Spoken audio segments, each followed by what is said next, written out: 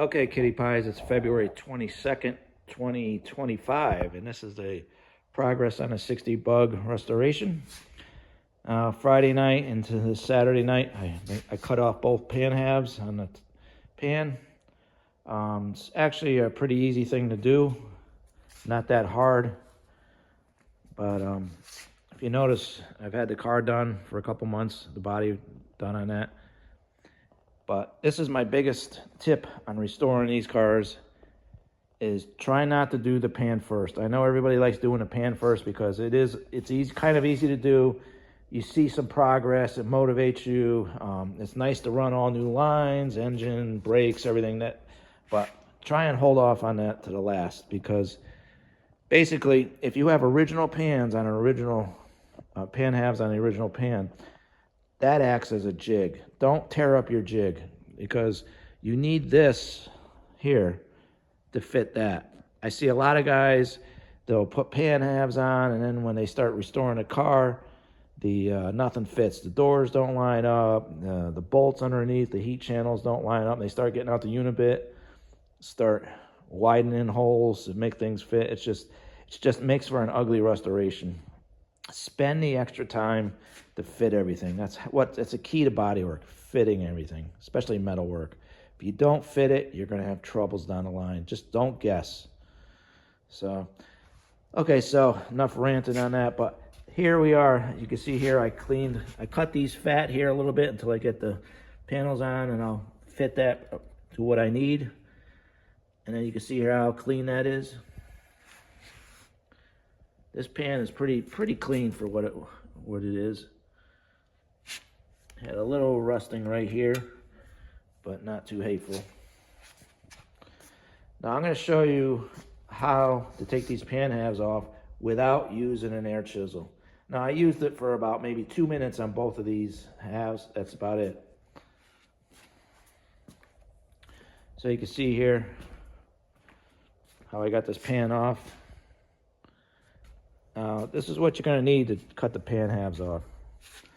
Now, this is a tool they've been using in the last about 10 to 15 years, these belt sanders. These are awesome. Now, this is a Silver Eagle from Matco Tools, but this is basically an Astro Tools. You can buy them from all the tool distributors. They all make different sizes. This is the size I like. They make, as far as I know, 3 different sizes. They have one actually smaller than this and one bigger than this. This is the medium one. These are the belts that go on there. Now, you're going to go through probably a box and a half of these to cut both pan halves off. Now, these belts here, here's the part number. I use 60 grit. That's the 3M part number there. And you'll get about probably 6 to 7 or 8 welds ground down before you have to replace this belt. I went through about a box and a half roughly. This is another good tool to have, a Crud Thug. This will clean up your areas, especially like sealers or paint or whatever it is. That cuts through that really fast. These here, this is just a cheap Harbor Freight inline grinder. I put the 3M Scotch Brite pad, Rolex, or I forget what they call this. Roloc, that's it. And there's the part number. These cut really good, clean up really nice. Another good tool to have, I like using a 3-inch angle grinder. This is a Snap-on, but there's many different companies that make them. That's 36 or 40 grit. I like using the smaller ones better than the bigger 6-inch. And you need a good scraper or chisel. Okay, this is once again Snap-on.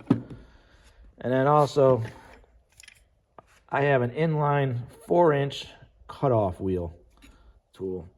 This is a Dynabrade.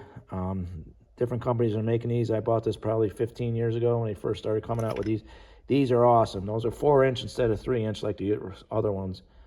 This will cut through metal like butter. It makes it so much easier. This one doesn't reverse, but they make reversible ones now. Very easy to swap out the disc. You just push that button, take your Allen, undo that, put another one in, and you're done. That's a 4-inch. It's really good to have. Now, once again, you can see here, Took me about a half hour to cut this pan half off. I probably spent more time cleaning up the glue just to find my spot welds. But once I got my sealer and glue and stuff off, I took my belt sander there and I lightly ran it across here to expose where my spot welds were, okay? Once I found my spot weld, I just went to town, grinding with that belt sander, grinding. So I was through this thing in about 20 minutes on all the spot welds. And once I cut this here, and I had to cut down in that corner there, I had to cut a little bit there because I couldn't see my spot welds in the rust. But this thing I just picked up with my hand and popped it right off. So it comes off in one piece. It makes it for a lot cleaner job than using an air chisel, I think. I don't like using an air chisel unless I don't have to. Now the good thing with this belt sander is this seat, this tunnel right here, is right next to this seat track. It's hard to get in there with an air chisel or anything. So this, you see how this got right in there? Got to my spot welds, got to my spot welds, got to my spot welds. It just made it so much easier to get in there. And it does a really nice clean job. I'll show you over here. Just got done cutting it off. You can see how clean it looks. Like I still got to clean that up, but I didn't clean it up because I wanted to show you how grinding those off, it doesn't put holes in it. It doesn't take off a lot of extra material. You basically know. Okay. You can see this side here, how clean it is. I cleaned it up. So it gives you a good surface to weld that new panel on. Now I'm debating on whether I should keep the factory sound deadener on. I kind of like the way Volkswagen has the cutouts here for it. You can see somebody's been in here. I'll fix that if I have to. But this pan was pretty clean. I don't have any rust up here in the corners like most of them do. So once again, I cut it a little fat here. You could always trim it later. And another good tip is before you cut your pan halves off, I showed this in the other video, use your jig here. You can see that jig I made up. I know when I put that next new floor pan in, this jig has to line up with these two holes here for that to match. And in front here, I'll show you the front jig. This is the right front jig that I made. Looks kind of weird. I'll show you how this works. See those two pins there? They drop in the two holes there in the front head. So those drop in there. I know that goes there. So that, see how that works? Okay. So I know when I go to weld those pans in, these two pins have to line up with that new floor pan that I put in, okay? I know that's the correct distance from that way, the correct distance there. So I know exactly where to put that. Okay, so when I go to bolt it up, because I already test fitted it to my body, I know it's right. With these, I know that I'll put them exactly in the same spot from where they came off. So, just some tips on how to cut your floor pan halves off without using an air chisel. Like I said, I try not to use it as much as possible, but you're going to have to use it in certain areas. So basically, I got maybe 2 hours because I had to take the brake lines out and a couple things before I can start cutting these off. Basically, 2 pan halves took me about an hour to do. I'm going to be taking the transmission out and the mechanicals and lines off hopefully later this week. That's going to be sent out to be rebuilt. And I'll be taking the rest of this off. So that's the update on the 60 bug restoration. Some tips on how to tackle this. And once again, try and save your pan for last.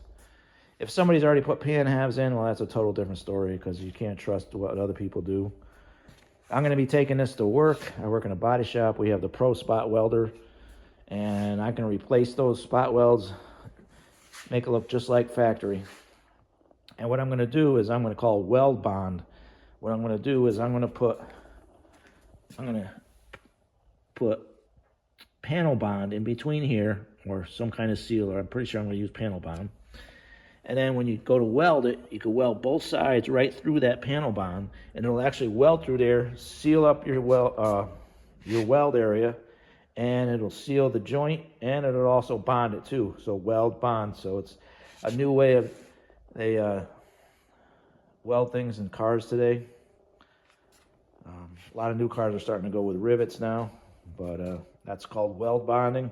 You need a good spot welder, usually 220 or 440, to weld it, just like a Volkswagen would have done back 60 or 70 years ago. They just didn't weld bond; they just welded the panels together. So there are a bunch of companies now spot welding those correctly. I'm not going to stay away from the plug welds as much as possible, even though I could. But I'm just going to take this pan to work and do that, and that should probably take me, weld both of these on, probably less than an hour. Just go down. So there's another guy in line, VW, VW something, I can't remember, up in Connecticut. He just did his pans that way, so it's a lot cleaner, a lot nicer. So okay, kitty pies, just another update on the 60 bug restoration.